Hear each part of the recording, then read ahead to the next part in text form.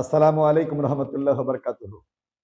সুপ্রিয় শিক্ষার্থীরা, যে যেখানে বসে আজকের এই ভিডিও দেখছো, সবাইকে আমন্ত্রণ জানাচ্ছি স্কুল 71-এর পক্ষ থেকে। আমি হারুনুর রশিদ।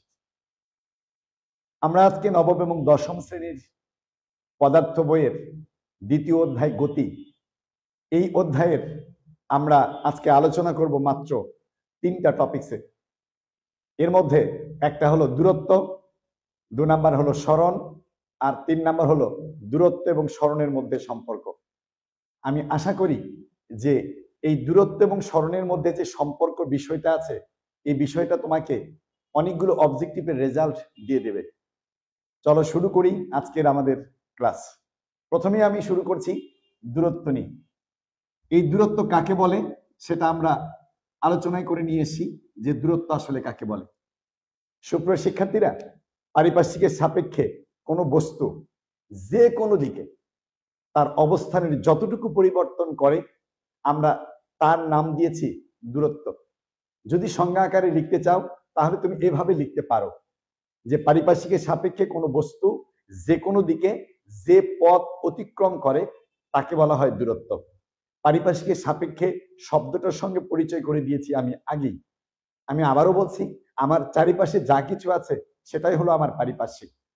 এই পারিপার্শ্বিকের সাপেক্ষে যদি আমার অবস্থান যে কোনো দিকে, অর্থাৎ আমার মন যেদিকে চায় সেটার কোনো নির্দিষ্ট দিক নেই, যে কোনো দিকে যতটুকু পথ অতিক্রম করব তার নাম বলেছি আমরা দূরত্ব।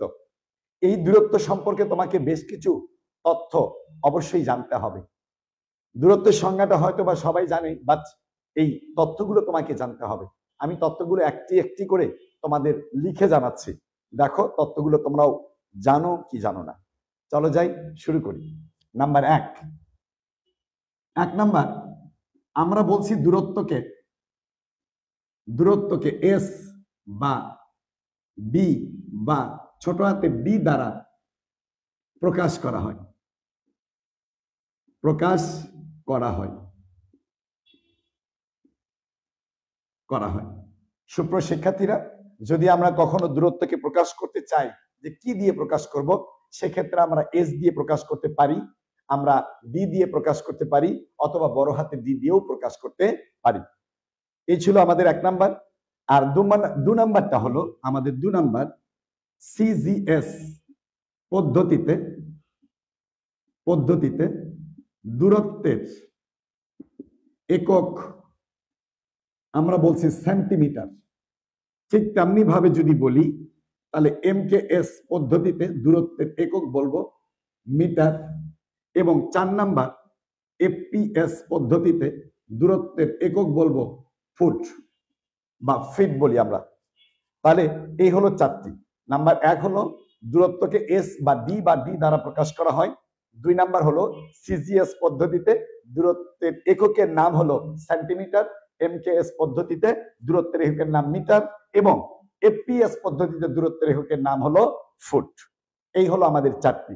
5 নাম্বার যদি বলি তাহলে বলবো যে দূরত্ব একটি স্কেলার রাশি। তোমরা আমাকে বলো যে এটাকে আমি স্কেলার রাশি কেন বললাম? কারণ তোমরা জানো যে আমি যখন দূরত্বের সংজ্ঞা বলেছিলাম তখন বলেছিলাম যে কোনো দিকে যে পথ অতিক্রম করে। তাহলে যে কোনো দিকে বলতে আমি বোঝাচ্ছি এর নির্দিষ্ট কোনো দিক নেই। আর যদি এর নির্দিষ্ট কোনো দিক না থাকে তাহলে তুমি অবশ্যই একে স্কেলার রাশি বলতে পারো। এরপর আছে 6 নাম্বার, যে দূরত্বের মাত্রা এল।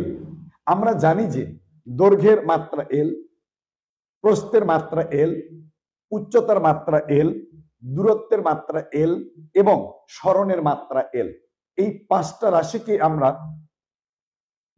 মৌলিক একক বলি, মৌলিক রাশি বলি, এবং এর প্রত্যেকটার মাত্রা হলো এল এবং প্রত্যেকটার এককও একই রকম।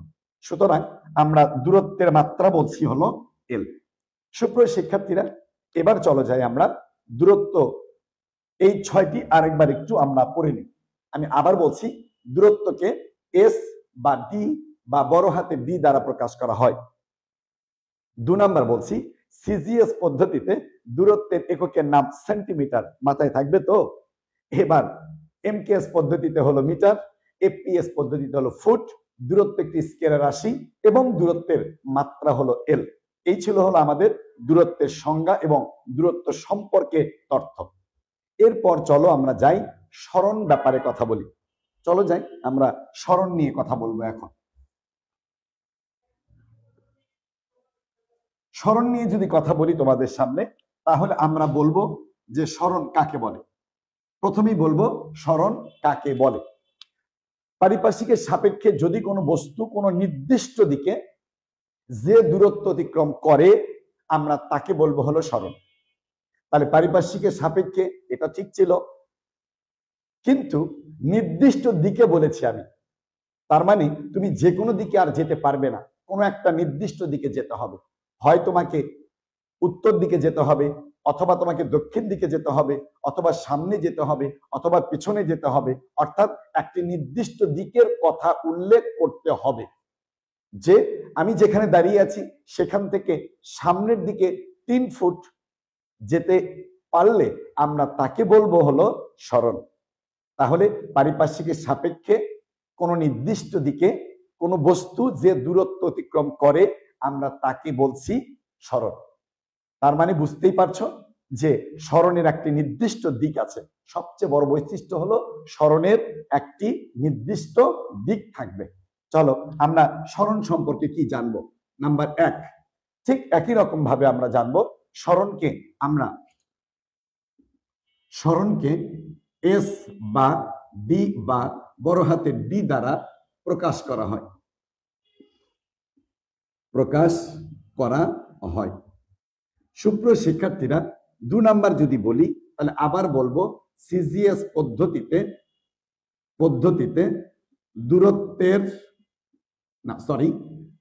সিজিএস পদ্ধতিতে সরণের একক সেন্টিমিটার। 3 নাম্বার বলবো এমকেএস পদ্ধতিতে সরণের একক মিটার। 4 নাম্বার বলবো এফপিএস পদ্ধতিতে সরণের একক ফিট। দেখো এই 4টার মধ্যে কোনো পার্থক্য নেই। আমরা এর আগে দূরত্বে যা যা বলেছিলাম ঠিক তাই বলেছি এখানে। সরণকেও এস বা ডি বা বড় হাতে ডি দ্বারা প্রকাশ করা হয়। সিজিএস পদ্ধতিতে সরণের একক সেন্টিমিটার, এমকেএস পদ্ধতিতে সরণের একক মিটার এবং এফপিএস পদ্ধতিতে সরণের এককের নাম হলো ফুট। সুপ্রিয় শিক্ষার্থীরা, আরো 2টা রয়ে গেছে, চলো যাই শুরু করি। আমরা সেই 5 নাম্বারটা কি বলতে চাই একটু দেখে নিই। আমরা বলবো সরণ একটি ভেক্টর রাশি। তোমরা বলতে পারবে কি এটাকে কেন আমরা ভেক্টর রাশি বলছি? সরণ একটি ভেক্টর রাশি কারণ তুমি সংজ্ঞার মধ্যে বলেছিলে কোন নির্দিষ্ট দিকে যে দূরত্ব অতিক্রম করে তার নাম হলো সরণ। যেহেতু তুমি নির্দিষ্ট দিক বলেছ, সেই জন্য তোমাকে অবশ্যই এটাকে ভেক্টর রাশি বলতে হবে। কারণ ভেক্টর রাশির 2টি বৈশিষ্ট্য থাকা দরকার, এক নির্দিষ্ট মান থাকবে আর নির্দিষ্ট দিক থাকবে। তাহলে তুমি অবশ্যই সরণকে ভেক্টর রাশি বলবে, অবশ্যই বলবে। নাম্বার 6, সরণের মাত্রা এল। আমরা দূরত্বের মাত্রাটাও এল পেয়েছিলাম। তাহলে দেখো, যদি তুমি একই সাথে দূরত্ব এবং সরণকে পাশাপাশি রেখে তুমি যদি পড়ো, তাহলে তোমার একবার বা 2 বার দেখলে তোমার টোটাল হয়ে যাবে। তাহলে সংজ্ঞাগুলো পড়লাম, এরপর আমরা কি কি জানতে হবে সেই ব্যাপারগুলো বললাম। শুধুমাত্র একটি জায়গায় পার্থক্য ছাড়া টোটাল ডাটাগুলো এক আছে সবগুলো। শুধুমাত্র দূরত্বের ক্ষেত্রে স্কেলার রাশি বলেছিলাম আর সরণের ক্ষেত্রে ভেক্টর রাশি বলেছি। এই যা পার্থক্য, আর কোনো পার্থক্য ছিল না। সুপ্রিয় শিক্ষার্থীরা, এখন আমরা দেখব সবচেয়ে মজার বিষয় হলো এই দূরত্ব আর সরণের মধ্যে সম্পর্কটা কেমন। এখান থেকে অনেকগুলো অবজেক্টিভ তোমাদের পরীক্ষায় আসে এবং সেগুলো আমরা ভুল করে আসি বারবার। আশা করি আজকের এই ভিডিও দেখার পর তোমার আর সেই অবজেক্টিভ গুলো কখনোই ভুল হবে না, আমি আশা করছি। চলো যাই, আমরা দেখে নিই। আমরা বলছিলাম যে আমি ধরে নিচ্ছি যে আর ব্যাসার্ধ বিশিষ্ট একটি বৃত্তাকার পথে কোন বস্তু এটা হলো আমার পয়েন্ট। এই পয়েন্টের উপর আমি অনেকগুলো কথা বলবো। আর ব্যাসার্ধ বিশিষ্ট একটি বৃত্তাকার পথে কোন বস্তু, এখন আমি বলবো একটা একটা করে কি কি আসতে পারে। যেমন ধরো এক নাম্বার আসতে পারে যে কোনো বস্তু এক পাক ঘুরলে এক পাক ঘুরলে এক নাম্বার সরণ কত হবে, দুই নাম্বার তার দূরত্ব কত হবে। এই জায়গাগুলো আমরা বারবার ভুল করে থাকি। আমি আশা করি তোমরা এবার থেকে আর ভুল করবে না। চলো যাই আমরা দেখে আসি। ধরো এটা একটা বৃত্তাকার পথ, যে বৃত্তের ব্যাসার্ধ হলো আর। এই বৃত্তাকার পথের এ বিন্দু থেকে কোনো একটি বস্তু যাত্রা শুরু করেছে এবং সেই বস্তুটা এই বৃত্তাকার পথ সম্পূর্ণ ঘুরে আবার এ বিন্দুতে এসে পৌঁছেছে। তাহলে তুমি অবশ্যই তাকে এক পাক বলবে। এরকম যদি কোনো বস্তু আর ব্যাসার্ধ বিশিষ্ট এই বৃত্তাকার পথে এক পাক দেয়, তাহলে তার সরণ কত হবে এবং দূরত্ব কত হবে, এটা তোমাকে জানতে হবে। সুপ্রিয় শিক্ষার্থীরা, তুমি সংজ্ঞায় বলেছিলে সরণের নির্দিষ্ট দিক আছে আর দূরত্বের কোনো নির্দিষ্ট দিক নাই। কিন্তু যখন কোনো বস্তু বৃত্তাকার পথে ঘুরতে থাকে, তখন সেই বস্তুটা তার প্রত্যেক মুহূর্তে দিক পরিবর্তন করে। যেমন আমি উদাহরণ দিচ্ছি তোমাকে, যে এই বস্তুটা এখান থেকে তো এই দিকে যাওয়ার কথা ছিল, অথবা এখান থেকে এই দিকে যাওয়ার কথা ছিল, অথবা এখান থেকে এই বরাবর যাওয়ার কথা ছিল, এই বরাবর যাওয়ার কথা ছিল, এই বরাবর যাওয়ার কথা ছিল। কিন্তু এই বস্তুটা তা না গিয়ে বস্তুটা তার প্রত্যেক মুহূর্তে দিক পরিবর্তন করে আবার এই বিন্দুতে ফিরে এসেছে। তার মানে হলো নির্দিষ্ট কোনো দিক নাই।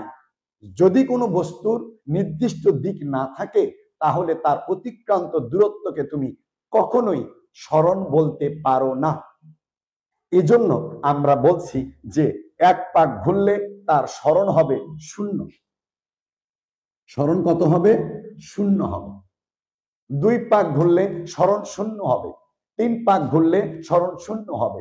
50 পাক ঘুরলে সরণ শূন্য হবে। 100 পাক ঘুরলে সরণ শূন্য হবে। আমি আশা করি এরপরে আর কখনোই তুমি ভুল করবে না। নাম্বার 2, দূরত্ব কত হবে। আমি আবার বলছি, বস্তুটা যাত্রা শুরু করেছিল এই বিন্দু থেকে, আবার বৃত্তাকার পথে ঘুরে আবার এই বিন্দুতে ফিরে এসেছে। তার মানে আমি অবশ্যই বলতে পারি বস্তুটি বৃত্তের পরিধির সমান পরিমাণ দূরত্ব অতিক্রম করেছে। তাহলে যদি বৃত্তের পরিধির সমান দূরত্ব অতিক্রম করে, তাহলে তুমি সেই বৃত্তের পরিধির যে মানটা আছে সেই মানটাই হবে হলো আমার বস্তুর অতিক্রান্ত দূরত্ব, আর সেই মানটা হবে 2πr। এই যে 2πr, এটা হলো আমার দূরত্ব। তাহলে আমরা আজ থেকে মনে রাখবো যে আর ব্যাসার্ধ বিশিষ্ট কোনো বৃত্তাকার পথে কোনো বস্তু যদি এক পাক ঘুরে আসে, তাহলে তার সরণ হবে শূন্য এবং তার দূরত্ব হবে 2πr। তাহলে এখন আমার দেখার বিষয় যে তুমি এটাকে কতটুকু বুঝেছ।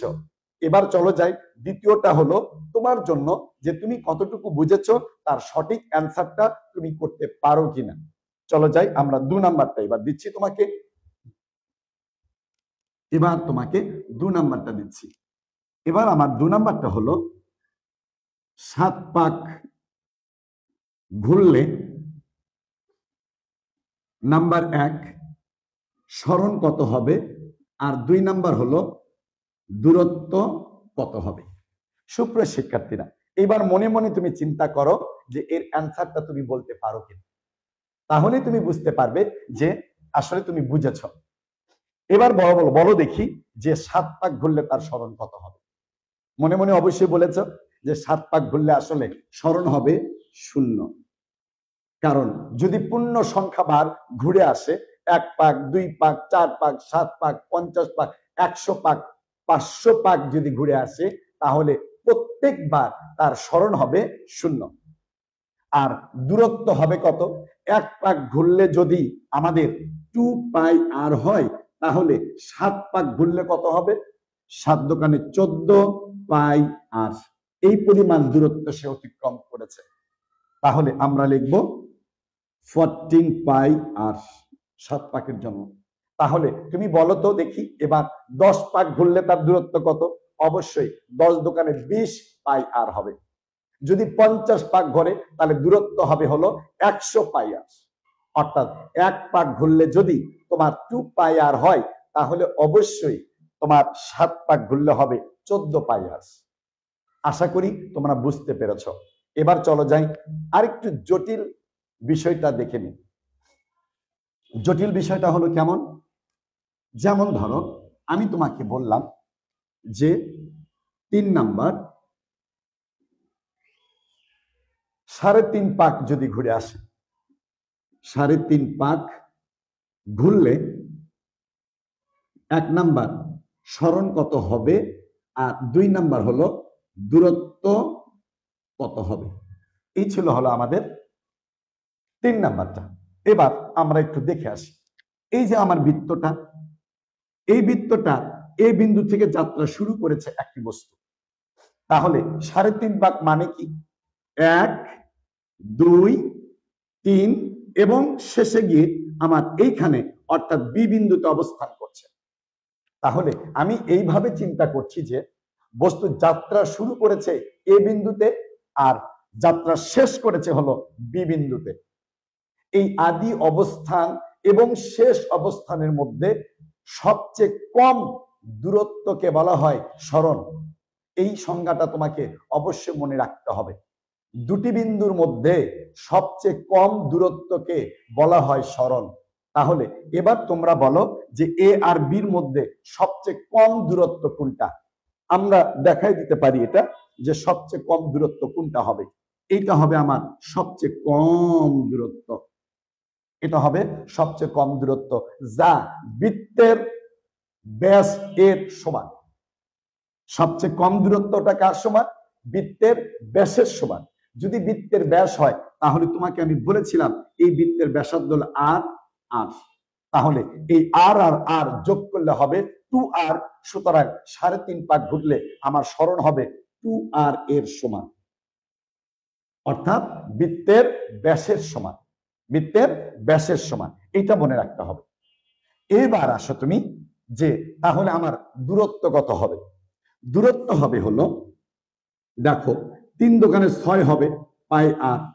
যোগ আরো অর্ধেক বৃত্ত আছে তাহলে অর্ধেক বৃত্ত মানে কি অর্ধেক বৃত্ত মানে হলো 2 পাই আর এর অর্ধেক তার মানে 2 পাই আর এর অর্ধেক তাহলে এই 2 আর 2 কেটে দাও তাহলে 7 আর 1 কত হলো 6 আর 1 হলো 7 পাই আর তাহলে দূরত্ব হবে 7 পাই আর এটা হবে দূরত্ব সুপ্রিয় শিক্ষার্থীরা আমার তাহলে এই যে 3.5 পাক বলি 5.5 পাক বলি 7.5 পাক বলি 50 পাক বলি সবগুলোর জন্য একই সূত্র একই নিয়ম তাহলে এই যে সারে যখন আসতেছে তখন আমরা বলবো যে আদি অবস্থান থেকে শেষ অবস্থানের মধ্যে সবচেয়ে কম দূরত্বকে বলা হয় সরণ তাহলে সবচেয়ে কম দূরত্ব হলো আমার ব্যাসের সমান তাহলে ওই বৃত্তের ব্যাস কত আর আর যোগ করলে হয় ব্যাস তাহলে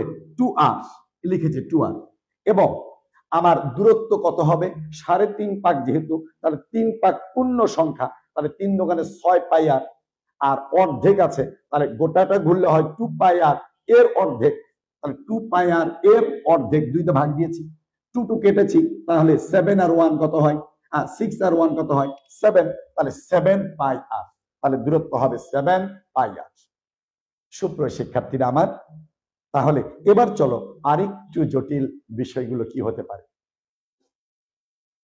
আরেকটু জটিল বিষয় হবে যদি তোমাকে বলি আমি 4 নাম্বারটা যে 6 অর্থাৎ 6.5 পাক ঘুরলে এত পাক ঘুরলে 1 নাম্বারটা সরণ কত হবে আমার, আর 2 নাম্বারটা দূরত্ব কত হবে আমার। ওকে ফাইন, এবার চলো যাই। এবার তোমাকে আমি দেখাই দিচ্ছি, খুবই মনোযোগ দিয়ে শিখবা, এটা খুবই মনোযোগ দিয়ে শিখবা। এটা ধরো এ বিন্দু, এটা বি বিন্দু, এটা সি বিন্দু, এটা হলো ডি বিন্দু। আচ্ছা, বৃত্তটাকে 4 ভাগে ভাগ করে নিয়েছি আমি।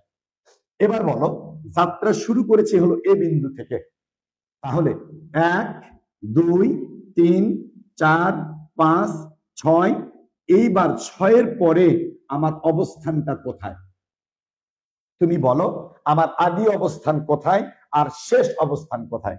আমার আদি অবস্থান ছিল এ বিন্দুতে, আর এই 6.25 পাক দেওয়ার জন্য আমার শেষ অবস্থানটা হবে বি বিন্দুতে। তাহলে এ আর বি বিন্দুর মধ্যে সবচেয়ে কম দূরত্ব কোনটা? সেটা হবে সরণ। তাহলে চলো যাই আমরা সবচেয়ে কম দূরত্বটা দেখে নিই। এটা হবে সবচেয়ে কম দূরত্ব, এবং এটাকে একটা মজার রূপে রূপান্তরিত করতে পারি আমরা। যেমন ধরো, আমরা এটাকে যদি বলি যে একটি সমকোণী ত্রিভুজ, তাহলে অনেক মজা হবে। আমি বলেছি যে আদি অবস্থান এবং শেষ অবস্থানের মধ্যে সবচেয়ে কম দূরত্বটা হলো আমার এবি। তার মানে হলো এবি হলো এই সমকোণী ত্রিভুজের অতিভুজ, আর অতিভুজ যদি হয় এর ব্যাসার্ধ ছিল আর, এর ব্যাসার্ধ ছিল আর। তাহলে অতিভুজের মানটা বের করলেই আমার সরণের মানটা পেয়ে যাচ্ছি। চলো যাই, এবি সমান কত? পিথাগোরাসের সূত্রটা বসায় দাও। এবি সমান হবে √r² যোগ r² সমান √r 2r²। যদি আরেকটু সুন্দর করে লিখতে চাও তাহলে √2r। তাহলে আমি এবির মান পেয়ে গেছি, মানে সবচেয়ে কম দূরত্বের মান পেয়ে গেছি, এটাই হবে আমার সরণ। তাহলে সরণের মান হবে √2r। কত সোজা! যদি তুমি বুঝে পড়তে পারো, এগুলো অনেক মজা পাবে, তুমি অনেক সুন্দর লাগবে, অনেক সহজ লাগবে তোমাকে। চলো যাই, এবার আমরা দূরত্বটা পরিমাপ করে আসি। তাহলে দূরত্বটা পরিমাপ করব কিভাবে? এই যে 6 পাক দিয়েছি, তাহলে 6 দোকানে 12 পাই আর যোগ, এবার আমরা কি বলেছি, 1 পাকের 4 ভাগের 1 ভাগ, তাহলে 1 পাক সমান 2 পাই আর ডিভাইডেড বাই 4। দেখো, এবার কাটাকাটি করো তুমি, এই যে 2 দিয়ে কাটলাম, তাহলে 12 দোকানে 24 পাই আর যোগ 1টা পাই আর ডিভাইডেড বাই 2 সমান 25 পাই আর ডিভাইডেড বাই 2। অনেক সময় পরীক্ষায় এই মানটাই দেওয়া থাকে, এইভাবেই থাকে যে 25 পাই আর ডিভাইডেড বাই 2, অথবা ব্যাকের বা লেখো, অথবা তুমি ভাগ করে দাও, তাহলে 12.5 পাই আর। যেভাবে ইচ্ছা তোমাকে সেভাবে দিতে পারে। এরপর চলো যাই, আমরা ঠিক সেম টাইপের একটি জটিল আরেকটা বিষয় একটু আলোচনা করি। চলো যাই, আমরা এবার দেখি যে 5 নাম্বারটা আমাদের কি আসে। আমাদের 5 নাম্বারটা আসবে হলো এইরকম, যে 5 নাম্বারটা আসবে হলো 7/3/4, অর্থাৎ 8.5 নিয়েছি আমি। এত পাক ঘুরলে 1 নাম্বারটা সরণ কেমন হবে, আর 2 নাম্বারটা দূরত্ব কেমন হবে, এই দুটো এবার তোমাকে বলতে হবে। চলো যাই, আবার একটা বৃত্ত তৈরি করি আমরা। এটা আমাদের এ, এটা আমাদের বি, এটা আমাদের সি, এবং এটা আমাদের ডি। এখন যাত্রা শুরু করেছিলাম এ বিন্দু থেকে, 7 পাক দিয়েছি, না 7 পাক দিয়েছি, হ্যাঁ দিয়েছি, 7 পাক দিয়েছি, 1 2 3 4 5 6 7, 7 পাক দিলাম। তারপর 4 ভাগের 3 ভাগ দিয়েছি, 1 2 3 ভাগ। তার মানে হলো আমার আদি অবস্থান এ বিন্দুতে, আর শেষ অবস্থান হলো বি বিন্দুতে। আদি অবস্থান এ বিন্দুতে এবং শেষ অবস্থান কোথায়? বি বিন্দুতে। তাহলে এ আর বির মধ্যে সবচেয়ে কম দূরত্ব কোনটা? এই যে এইটা, সবচেয়ে কম দূরত্ব হলো এইটা। এবং এইটাকে কাজে লাগিয়ে তুমি খুবই সুন্দরভাবে একটি সমকোণী ত্রিভুজ বৃত্তের কেন্দ্রে তৈরি করে নিতে পারো। তাহলে এইটাই হলো আমার সরণ। তাহলে দেখো তুমি আবার একটি সমকোণী ত্রিভুজ হয়েছে, আর সমকোণী ত্রিভুজের অতিভুজটা হলো আমার সরণ। তাহলে আবার তুমি এবির মানটা বের করে দাও। এবির মান হলো এই যে এটা মানে হলো আর, এটা মানেও আর। তাহলে আর স্কোয়ার যোগ আর স্কোয়ার সমান √2r²। তাহলে √2r হবে। তাহলে এটাও আবার সেম √2r হবে সব। ঠিক একইভাবে আমরা এবার দূরত্বটা পরিমাপ করে দেখি। চলো যাই, দূরত্ব পরিমাপ করে দেখি কেমন আসে। আমরা দূরত্ব পরিমাপ করতে গিয়ে দেখলাম পূর্ণ সংখ্যা হলো 7। তাহলে পূর্ণ সংখ্যা যদি 7 আসে, তুমি বলো তো দেখি, 7 দোকানে 14 আসবে, পাই আর যোগ। এবার 1 পাক মানে হলো 2πr, 2πr এর 4 ভাগের 3 ভাগ, এই যে আমার 3, এই যে হলো 4, এখানে একটা গুণ চিহ্ন দিচ্ছি আমি। আচ্ছা, এবার কাটাকাটি করো।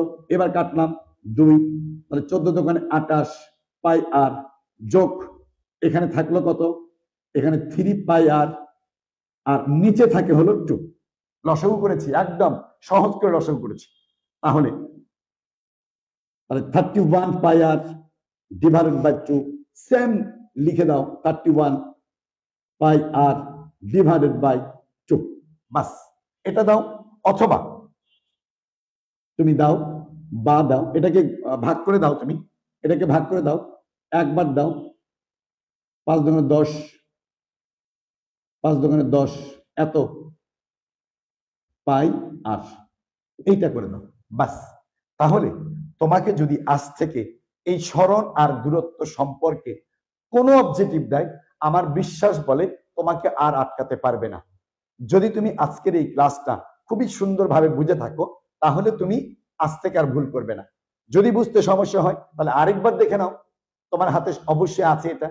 সবাইকে আমি অভিনন্দন জানাচ্ছি, তোমরা অনেকেই ভিডিওগুলো দেখছো এবং তোমাদের কথাগুলো আমাদেরকে জানাচ্ছ, এজন্য তোমাদেরকে অনেক অনেক ধন্যবাদ।